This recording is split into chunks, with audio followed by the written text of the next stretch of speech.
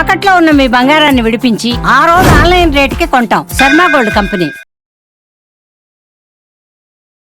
అందరికీ నమస్కారం. నా పేరు మాధురి. మీరు చూస్తున్నది సుమన్ టీవీ నెట్వర్క్. ద్వాదశ రాసుల వారికి ఎలా ఉండబోతుందో తెలియజేయడానికి మనతో పాటు ఉన్నారు ప్రముఖ జ్యోతిష్య పండితులు బ్రహ్మశ్రీ నందిబట్ల శ్రీహరి శర్మ గురువు గారు. నమస్కారం గురువు గారు. వాగర్థ వివ సంపృక్తౌ వాగర్థ ప్రతిపత్తయే జగతః పితరౌ వందే పార్వతీ పరమేశ్వరౌ. ఆదిత్యాయ చ సోమాయ మంగళాయ బుధాయ చ గురుశుక్ర శనిభ్యశ్చ రాహవే కేతవే నమః. శృంగేరి జగద్గురు పీఠాధిపతులకి, కంచి పీఠాధిపతులకి నమస్కారములు తెలియజేసుకుంటూ కార్యక్రమాన్ని ప్రారంభిద్దాం. గురుగారు, మకర రాశి వారికి ఎలా ఉండబోతుందో తెలియజేస్తారా? ద్వాదశ రాశులలో భాగంగా మే 18వ తారీఖు నుంచి 31వ తారీఖు వరకు ఈ 12 రాశుల వారికి ఏ విధంగా ఉండబోతుందో తెలుసుకునే ముందు గ్రహ సంచారం గురించి తెలుసుకుందాం. మేషంలో బుధుడు, వృషభంలో రవి, మిథునంలో గురువు, అలాగే కర్కాటకంలో కుజుడు స్తంభించి ఉండడం. 18వ తారీఖు నుంచి రాహువు కుంభంలోను, కేతువు సింహంలోని సంచారం చేస్తుండడం. మీనరాశిలో శని శుక్రుల యొక్క సంచార ప్రభావం వెరసి చూసినట్లయితే వీక్షించేటువంటి ప్రేక్షకులకి ఒక అద్భుతమైనటువంటి యోగము ఈ మే 18, 19, 20వ తారీఖులో నుంచి చూసుకుంటే రాహుకేతుల మధ్య మొత్తము సప్తగ్రహాలు బంధింపబడి ఉండడం, కాలసర్పదోష ప్రభావము మే 18వ తారీఖు నుంచి ప్రభావం ప్రారంభమైంది. ఇక ఈ 18వ తారీఖు నుంచే గ్రహమాలికా యోగము 18, 19, 20వ తారీఖులో చూసుకుంటే గ్రహాలన్నీ వరుసగా ఒక రాశిలో ఒక మాలగా ఉండిపోయింది. 18వ తారీఖు నుంచి 20వ తారీఖు వరకు మొత్తం గ్రహాలన్నీ ఒక్కొక్క రాశిలో ఉన్నాయి. అనగా సప్తగ్రహాలు మొత్తము 1, 2, 3, 4, 5, 6, 7, 8 రాశుల్లో మొత్తము నవగ్రహాలు 8 రాశుల్లో స్థిరపడి సంచార ప్రభావం అనేటువంటిది ఉంది. కాబట్టి గమనించగలరు. మే 18వ తారీఖు నుంచి 31వ తారీఖు వరకు మకర రాశిలో జన్మించినటువంటి వారికి ఏ విధంగా ఉండబోతుందో తెలుసుకునే ప్రయత్నం చేద్దాం. మకర రాశి వారికి శని యోగకారకంగా ఉన్నాడు. ఏలినాడు శని దోష ప్రభావం తొలగిపోయింది.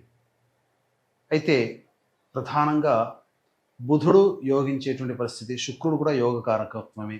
కాకపోతే దైవ బలమే తక్కువగా ఉన్నది. మే 15 నుంచి గురువు షష్టమ రాశిలోకి ప్రవేశం చేసిన దారభ్యత, గురుబలం తక్కువగా ఉన్నటువంటి కారణం. కాబట్టి మీ దగ్గర ఉన్నటువంటి డబ్బుని మీరు పొదుపు చేసుకునే ప్రయత్నం ఇప్పటి నుంచి చేయండి. డబ్బు ఉంది కదా అని చెప్పి ఇబ్బడి ముబ్బడిగా పెట్టుబడులు పెట్టడం కానీ, ఖర్చులు అధికంగా పెట్టుకోవడం కానీ, ఏదో ఒక ఆలోచన చేసి ఉన్నదంతా మీరు పోగొట్టుకుంటారు, రుణగ్రస్తులు అవుతారు. కాబట్టి మకర రాశి వారు జాగ్రత్తలు పాటించండి. అలాగే ఇక ప్రధానంగా కుజుడు రాశిని వీక్షిస్తున్నాడు. కాబట్టి పోటీతత్వంతో మీరు ముందడుగు వేస్తారు.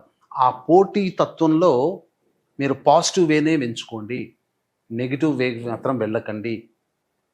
అధిగమించే ప్రయత్నంలో మీరు డబ్బుని, పరపతిని అన్నీ కోల్పోతారు.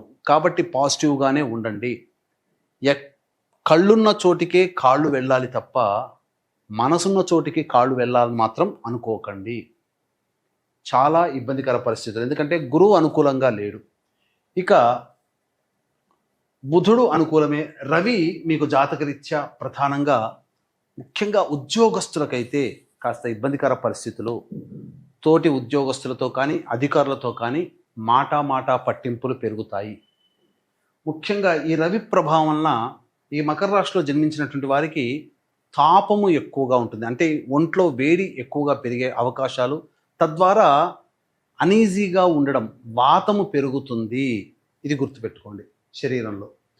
ఇక రాహుకేతులు అనుకూలంగా లేని కారణం, ఈ కారణం చేత ప్రధానంగా సమస్యలు అధికంగా ఉంటాయి. శుక్రుడు శని యోగించేటువంటి గ్రహం.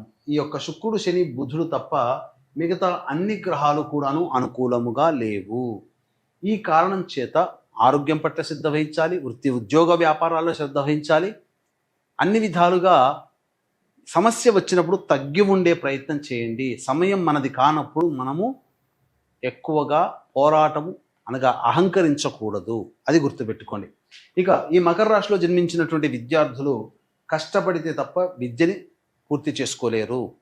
కాబట్టి కష్టపడితే కష్టే ఫలి, కష్టానికి తగ్గట్ట ప్రతిఫలం విద్యార్థులకి మాత్రం దక్కుతుంది, అందులో సందేహం లేదు. వివాహం కావాల్సినటువంటి అబ్బాయిలకి అమ్మాయిలకి మాత్రం కాస్త ఆలస్యం అవుతుందని ఈ విషయం గమనించుకోవాలి. ఈ సమయం అనుకూలంగా లేదు. ఇది మనకు ఓవరాల్గా ఈ 18వ తారీఖు నుంచి 31వ తారీఖు వరకు ఉన్నటువంటి పరిస్థితి. ఇక రోజువారీ దినచర్యలో భాగంగా ఎలా ఉంటుందని తెలుసుకునేందుకు వీక్షించేటువంటి ప్రేక్షకులకి గమనిక. ఈ నెల 22వ తారీఖు రోజున హనుమత్ జయంతి సందర్భంగా మేష, మిథున, కర్కాటక, సింహ, కన్య, వృశ్చిక, ధనుస్సు, కుంభ, మీన రాశిలో జన్మించినటువంటి వారికి శనిదోష పరిహారార్థమై మరియు జాతకరీత్యా విద్య, వివాహ, ఉద్యోగ, అనారోగ్య సమస్యల నివారణకై సర్వదోష నివారణ పూజలు అనేటువంటివి మీ గోతనామాలతో జరిపించి శక్తిపాతము చేయబడినటువంటి శంకరుంగలి మాలని మీకు అందివ్వడం జరుగుతుంది. అలాగే సరస్వతీ నది పుష్కరాల సందర్భంగా సోమవతి అమావాస్య రోజున బ్రాహ్మణుని కర్తగా పెట్టి పిండ ప్రదాన కార్యక్రమం జరిపించడం జరుగుతుంది. అలాగే కర్ణాటక క్షేత్రములో రుద్రగయ ప్రాంతములో, కర్ణాటకలోని రుద్రగయ ప్రాంతములో తండ్రి వైపు 6 తరాలు, తల్లి వైపు 3 తరాల్లో కుటుంబంలో ఏవైనా దుర్మరణాలున్నా, పిండ ప్రదానాలు చేయలేకపోయినా, అలాగే సమస్యలు అనేటువంటివి పెరుగుతాయి, ప్రశాంతత ఉండదు, శుభకార్యాలు జరగవు, అన్నీ నోటిదాకా వచ్చి వెనక్కి వెళ్ళిపోతుంటాయి. ఇటువంటివి పితృ, స్త్రీ మరియు సర్పశాపాల ప్రభావాలు. కావున ఈ శాపాల నివృత్తికి ఈ దోష నివారణ కార్యక్రమాలు అనేటివి కూడా రుద్రగయ క్షేత్రంలో జరిపించడం జరుగుతుంది. అవకాశం ఉన్నటువంటి వాళ్ళు కార్యక్రమ తదనంతరం కాంటాక్ట్ చేసి పూర్తి వివరాలు తెలుసుకోవచ్చు.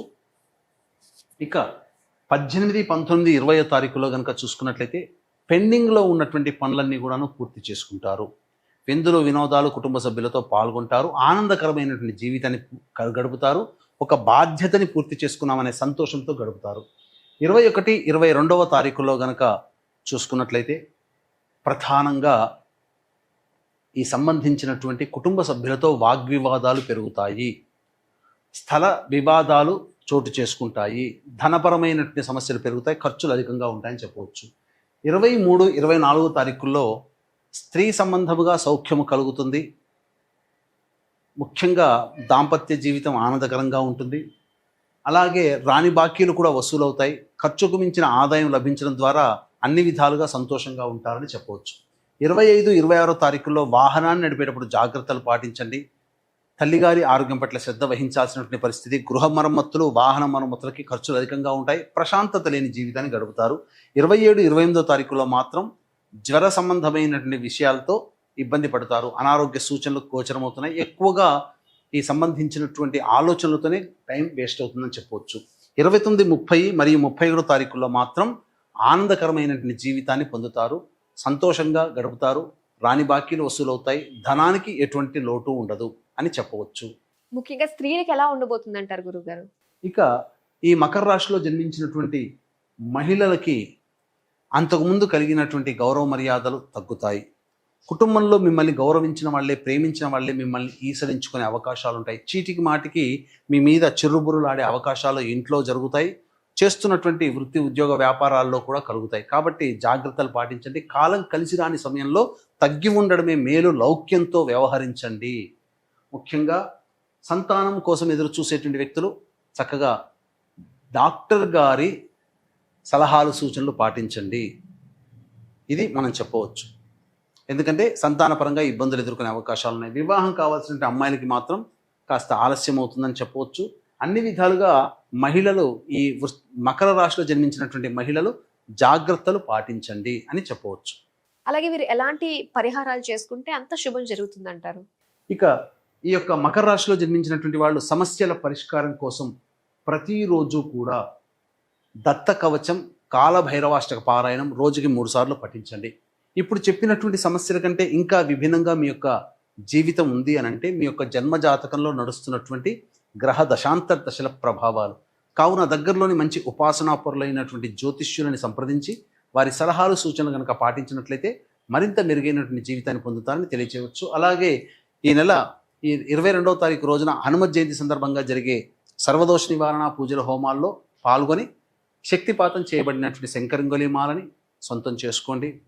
సరస్వతీ నదీ పుష్కరాల సందర్భంగా కాళేశ్వరంలో జరిగేటువంటి బ్రాహ్మణుని కర్తగా పెట్టి పిండ ప్రదాన కార్యక్రమాలు జరిపించడం జరుగుతాయి. అందులో నమోదు చేసుకోవచ్చు. కర్ణాటకలోని రుద్రగయ ప్రాంతంలో ఈ సంబంధించినటువంటి పితృదోష నివారణ కార్యక్రమాలు జరిపించడం జరుగుతాయి. అవకాశం ఉంటే అందులో కూడా మీరు పాల్గొనే ప్రయత్నం చేయండి. మకర రాశి వారి ఫలితాలు తెలియజేసినందుకు ధన్యవాదాలండి. సర్వం శ్రీ ఉమామహేశ్వర పరబ్రహ్మార్పణమస్తు.